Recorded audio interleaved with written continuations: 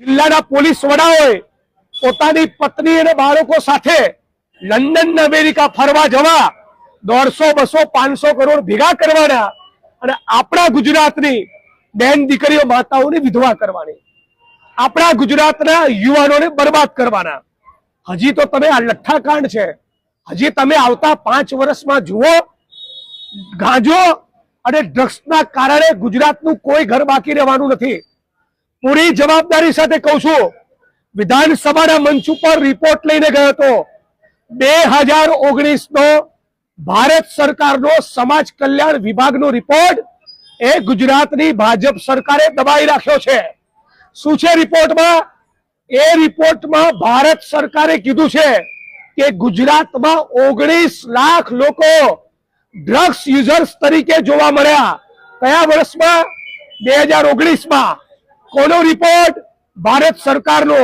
આજે 2026 પતવાયું, સાવ ફેંકી દેતા બીજા 25 લાખ લોકો ડ્રગ્સના યુઝર્સ બની ચૂક્યા છે.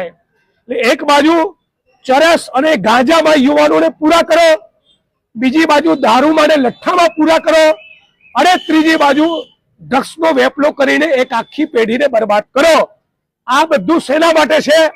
એટલા માટે ગાંધીનગરમાં બેઠેલા એક મંત્રીએ અને ગુજરાતના 33 જિલ્લાના મોટા ભાગના આઈપીએસ અધિકારીઓએ એક કરોડો અરબોની કમાણી કરવું છે. આ ભારત ભૂમિના ગદ્દારો છે અને આ ભારત ભૂમિના ગદ્દારોની ભ્રષ્ટાચારની, એમની ભૂખના કારણે, એમની પૈસાની વાસનાના કારણે આ લઠ્ઠાકાંડમાં આપણે આટલા બધા માણસો ગુમાવ્યા અને સતત આપણે ગુમાવી રહ્યા છીએ. એટલે અમારી એક જ વાત, એક જ લાગણી, એક જ માંગણી, હર્ષ સંઘવીનું રાજીનામું જોઈએ. બાકી આ આંદોલન અમે મૂકવાના નથી. અને ફરી મારી વાતને રિપીટ કરું, અત્યારે હાલ પર છેલ્લા 24 કલાકમાં પણ ભાવનગર જિલ્લામાં દારૂ વેચાયો છે. મુખ્યમંત્રીના મત વિસ્તાર અમદાવાદના ઘાટલોડિયામાં અને ગૃહમંત્રીના વિસ્તાર, એમની વિધાનસભાના ક્ષેત્ર મજૂરામાં ગઈકાલે રાત્રે પણ બેફામ દારૂ વેચાયો છે. આ એમનું વાસ્તવિક ચરિત્ર છે.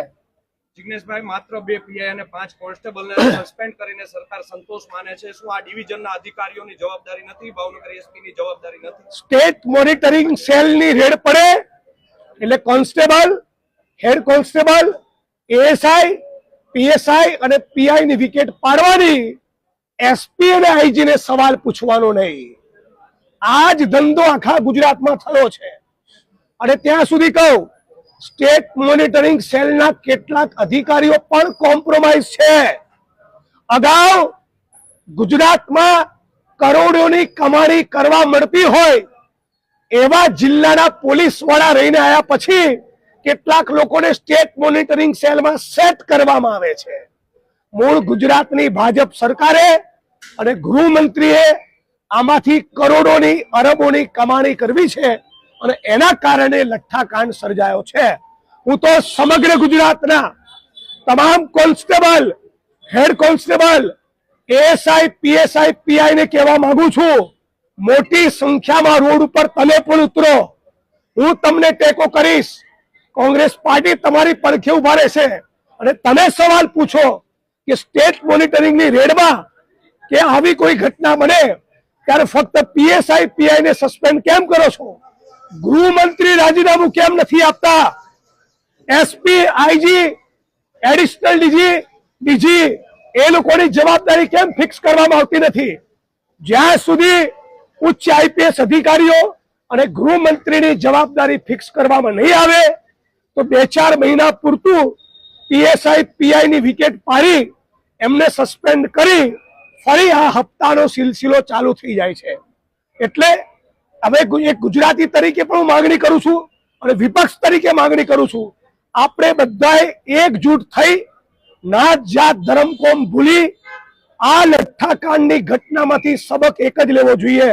હર્ષ સંઘવીનું રાજીનામું કેટલી કમનસીબી કહેવાય. કોન્સ્ટેબલ થી લઈને ડીજી સુધીના માણસોએ હારા એક લબાડ 8 ચોપડી પાસને સેલ્યુટ કરવી પડે. આવો દિવસ ગુજરાતમાં આપણે જોવાનો? આખી ભારતીય જનતા પાર્ટીમાં અમારી જોડે બીજો કોઈ ક્વોલિફાઈડ માણસ જ નથી. અને આખા ગુજરાતમાં છેલ્લા 5-7 વર્ષમાં લઠ્ઠાકાંડની આ લગભગ 6 થી 7મી ઘટના બની. એના તપાસ રિપોર્ટમાં કશું આવતું નથી. એક આઈપીએસ ની સામે તમે ગુનો દાખલ કરતા નથી. રાજસ્થાન, મહારાષ્ટ્ર અને મધ્યપ્રદેશમાંથી ત્યાંના લીકર મેન્યુફેક્ચરર અને બુટલેગર જોડે જે એસપી સેટિંગ પાડે, અહીંની બોર્ડરના ગુજરાતના બુટલેગર અને ત્યાંના બુટલેગર એકબીજાને મેળાપી પડામાં એસપી ના માર્ગદર્શન હેઠળ દારૂ આવવા જવા દે, એલસીબી એસઓજી ના પીઆઈ ને કોમ્પ્રોમાઇઝ કરે, ચેકપોસ્ટ ને કોમ્પ્રોમાઇઝ કરે, ડીવાયએસપી પીએસઆઈ પીઆઈ એમાં ચૂપ રહે. હકીકતમાં જોવા જઈએ તો આઈપીએસ અધિકારીઓ સાચા અર્થમાં ગુસ્સી ટોકના આરોપી બને એવો ધંધો એકબીજાના મેળાપીપણામાં ચલાવે છે.